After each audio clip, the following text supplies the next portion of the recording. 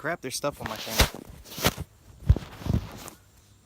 What is going on, dudes? It has been way too freaking long. I'm sorry we haven't made a video in forever, but things got busy. We don't do this full time, obviously. We've got lives and work and stuff, so things kind of got a little out of hand, and yeah. So excuses are excuses. We've got a lot of stuff to catch you guys up on, but yeah, that's going to take a while because a lot has happened. First things first, I'm going to show you guys a car I picked up a couple months ago. I traded my motorcycle for it, and it's pretty ballin', so I'll kind of show you what's up with it. So yeah, I picked up a GS300. It's in the Spectra Blue Mica. It came with work Euroline SLs, 19s, stance coilovers. From there, I've done a lot of interior stuff as far as like, I don't think it's, yeah, it's locked. Junction produce curtains, neck pillows, Fusanot. I got a CAD Sports grill and new headlights and front lip and markers and new tires. I've got a bunch of plans for that. Pretty stoked on it, but I'm not really kind of going to reveal that yet. It's going to be an ongoing project. This is like my daily now, so this is what I've been driving pretty much every day. But the last few days, the starter went out. It's been going out. I've had this new starter sitting in a box for like a month. I've just haven't wanted to put it in yet. So my project is to get that done before we start talking about this. So let me put this starter in, and I guess I'll let me put this starter in, and then we can talk about what the plans are for the 240. There's a big white van there full of car parts, so stay tuned for that. So I need some more tools, so I'm gonna head to Advanced, and I need where the stupid starter is on this thing, it's like that far away from the firewall and makes it very, very difficult to get anything in there. So I need to get some 3/8 swivels and probably like at least 18 inches of extension, and I've only got about 12 right now, so I gotta pick up another extension. So I'm gonna head to the store, do that. Hopefully I can get this stupid starter out with that. Alright, so here's where we're at. This, well, you can almost see it. I'll grab this extension so I can show you guys. Or something. Alright, so right here is a bolt, and right up there, it's not going to focus. Way up there is a bolt.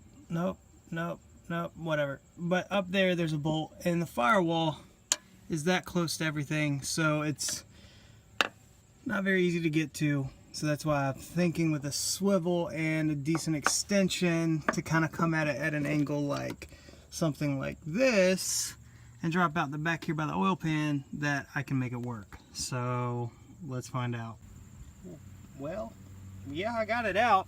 It wasn't easy. It definitely was a whole lot easier with the extension and a big old swivel, but holy crap, I think this is the factory one that came on it. It's still got the Toyota tag on it, so that's pretty crazy. I mean, it lasted 150-some thousand miles on it, so let's double check that this one is the exact same. Let's see here.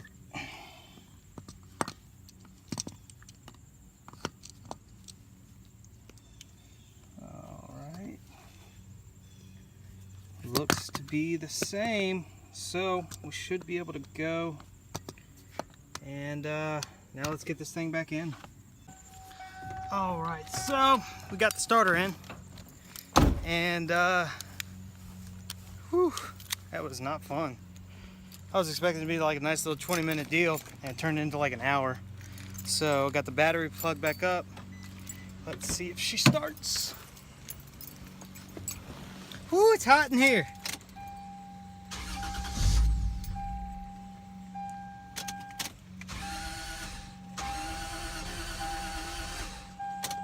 That's new. I wonder if it's because of my security.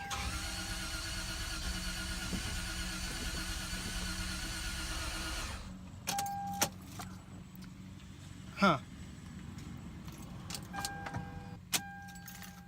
I mean, I am low on fuel. It's not out of the possibility.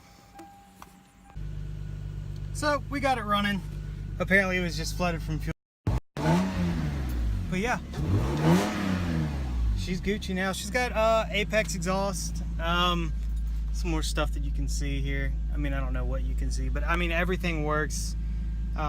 It's a super clean car. I needed something that I would get more use out of than the bike, even though I do miss the bike now. But it went to a good home. The guy was really, wanting a bike, and the guy that built this car put a lot of love into it, and it sounds so good. 2J, man. But yeah, the guy that, did it, built this thing, did a really good job. I've just kind of been doing my own little things to it here and there, trying to make it more of a VIP build. Yeah, so that's that. I'll show you the engine bay. It's super dirty, so don't yell at me, but it's got headers and everything, so. But yeah, so that's that. Don't judge me on my dirty engine bay, y'all. That's not very nice to do.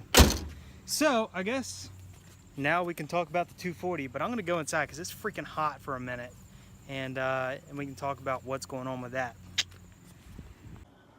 All right, so here is what's up with the 240. The last time you guys saw it, I was still trying to figure out what's going on with my motor. I was going back and forth between Martin with RS Enthalpy and trying to figure out why I couldn't get it to run right. I eventually did. We got it running fine. Went to drive it, realized I had no oil pressure, so had to pull the motor out of the car, put new oil pump in it. While I was out of the car, I sprayed the engine bay. It's like a black with like a black holographic flake, so it's super hot, boy. Got it all back running. Went to Low Style Heroes with Abu Moon, Forrest Wang, Ryan Literal. All those dudes were there. Here. Yeah, we had a blast there. I only got like 3 laps in all weekend because my oil pressure started doing it again after I put the new oil pump in it, which sucked. So I only got 3 laps in all weekend, and the car wasn't running right. So got back from Low Style Heroes, tried to figure out what's going on. I eventually just put the motor back to stock. So cams went back to stock, injectors back to stock. I had a brand new wiring harness, which is awesome. Put everything back to stock, and it ran fine. So then I realized that it was pulling timing because my NOx sensor was bad, so had to get a new NOx sensor. Went out for the next event and thought my head studs were pulling up because I had some oil leaking down the side of the head. So I pulled the cams out, and I was freaking running. The car was running perfect. Yeah, it was just great. There was like nobody at the tracks. We were getting tons of seat time, so I got like 10 laps in like no time, and I was just trying to like pace myself so I didn't run out of tires. So noticed a little oil in the windshield, so I was like, oh crap, man, what is all this oil? What is this again? And then realized that my catch can was full. But then I noticed that there was also some oil seeping down on the side of the block, so I decided to pull that off, or pull the cam out, torque down the head studs just to make sure that it wasn't lifting or anything. Oil looked fine, it was clean, there was no coolant in it, it wasn't overheating or anything. So I was just like, let me just do this real quick. No big issue. Started it back up, realized the turbo's blown. So Twisted Motions, do not buy them. I got 1 event off this brand new turbo. So yeah. I didn't even get a one whole event. It blew before that. So I had to drive my car home with a completely blown turbo. Got my car back here. Started like, it was running great. The motor's running fine. It's totally perfect, healthy. But I was just so tired. I'm so tired of messing with the SRs. So my plan was, okay, I'll just be done with this season. I had another turbo laying around as a T28, so I threw that on there. Started up, drove it, sounded good, so I was like, cool, now's the time to get rid of this thing. So I've got like all these cool parts, laying around and stuff. So I was like, let me just do a part out. I was like, it's probably going to take a couple months to sell everything. And it didn't. It took like a week. I sold everything. I sold my block. I sold the turbo. I sold intercooler piping, blow-off valve, intercooler. Oh my gosh, literally everything. The wiring harness, every little bit and part and everything you can think of. The only thing I haven't sold is the trans and the drive shaft. So if you guys need one and you're in the area, let me know. I'll hook you up.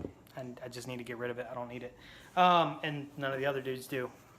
So that was what's up with that. I'm getting notifications on delivered parts, which is what we're about to start talking about now. So I was like, okay, my plan is let's go 1J. I've always wanted to go 1J. Ever since I bought a 240, I want to go to 1J. That was like the thing. I saw this video of, I think it was it Turk? Yeah, Turk up in the mountains with a 1J and that sound. Oh man, it just hurts. It's, I can't remember what it was called, off season or something, but it's just him drifting in this mountain with his like 1J 240 missile car, and it was, oh man, I fell in love. Like I had to have a 1J. So I started getting, kind of pricing together. Okay, $1,400 for a motor, for a solid swap motor. $2,500 for a trans. You're not getting around that. $700 for the wiring harness. $300-400 for the mounts if I don't make them. $300 for a drive shaft. Then I'm gonna have to, I wanted to do new intercooler piping and all that stuff because I'd have to do some of it different anyway. And then I would have to, I just started doing a lot of, figuring out, and it would actually cost me probably around like $7,500, $8,000 to do this swap. So I was like, oh, man, I just want reliable 300 horsepower. That's what I want, but it's just gonna cost me so much money. So I started like looking around. I was like, okay, well, I don't want to do it because I don't want to be that guy, right? I don't want to do that swap, So I started kind of figuring out how much it would cost, and I got a lot of my money back on the parts that I put into the 240 because I bought good parts. So a lot of the stuff that I had laying around, I got, I'm never gonna make that money back, the same amount that I spent, but I made a good amount of that money back. So definitely buy good parts because people like to buy good parts. Now's where we go outside and I can show you what we're doing. So, yep, going V8, it sucks. I mean, it doesn't suck, but it kind of sucks. Yeah. So it doesn't suck. This LS is going to be awesome. It's going to make 300 horsepower. It's going to be bone stock. It's awesome, I guess. The torque is crazy. It's going to be reliable. That is the main thing that I'm going for here, is a reliable swap. I need something that doesn't break down every freaking event. Not that the SR broke big things. It was always just little things, like turbo issues and couplers popping off and all that stuff. It's just pain in the butt. I'd rather my only issue be overheating. That's what I'm going for here. So, yeah. So, LS swap is happening. I've already got started on a few of the things. So let me bring you guys up to speed. I picked up the motor. Oh boy, the hood's not on. This is gonna be fun. So I picked up the motor this past Sunday, and man, that's bright. Picked up the motor this past Sunday. It's a guy from Pennsylvania. He had it in an S14, but he's going a little bit bigger motor. It's already unlocked ECU, and he gave me a pretty daggone good deal on it. So let me show you guys the engine bay and what I've done. So here's the engine bay. I'm pretty sure you guys haven't seen it painted. I'm not sure though. It's funky. It's really dirty right now. There's stuff because it's just been sitting here. So the first step is I got a notch subframe because I'm going to run a GTO oil pan. So that's in. I already pulled the slave cylinder out. I've got to figure out this lower harness thing because Ed or whoever had it before him kind of did some funky stuff in that. Alright guys, so my plan was today to have the motor at least mocked up in the car, but there's one issue with that. The car is kind of turned this way, and that's not going to work. I can't get a hoist in there. So what I did is just went ahead and got the motor mounts installed there and on the motor. Got the oil pan mocked up just with a couple bolts to hold it on. I've got new tension rods because the stock ones were destroyed by GK Tech. So the stock ones were destroyed, and I got new ones from GK Tech. They're new V4s. So I'm stoked to put those on, but I need to put those on before I can get the car back on the ground. But I've got to do husbandly things today, so I'm gonna have to probably call it a day with this. The engine mocking up there is just to make sure that I clear the sway bar. It's kind of turned because the end links are shot, and I'm trying to decide if I need to order just new end links for that, for the stock sway bar, or get a new Sicky one or a white line or something that is known to work with these swaps. So I'm hoping that it's going to clear though. I guess I could do some measuring and measure from, let's see here. I guess I could do some measuring and measure from the front of the motor mount to the oil pan and see if it clears that way. So I might do that instead. So I'm going to put the motor back in the van. I'm just keeping it in the van right now for kind of safekeeping. And also, like, most of the swap parts are in here. Still waiting on headers, which should be shipped already. The drive shaft, which is going to take a few weeks. Harness. Ooh. Yuck. So I'm just waiting on a few more parts. Everything else I've got, some Sicky stuff, some more Sicky stuff, some ISR stuff, some more Sicky stuff. That was the oil pan. So I'm stoked. We're getting there, slowly but surely. So we are going to get back to making regular videos. Don't get weirded out by that. We will definitely be making more videos. So sorry it took forever to kind of get back in the swing of things. I'm going to try to make these, you know, more daily vlogish kind of things. Hopefully you guys dig that, but that's just where we're at right now. So I don't have time to like do all this crazy editing like I was doing. I'm just gonna keep posting videos to keep you guys updated. So see you next time.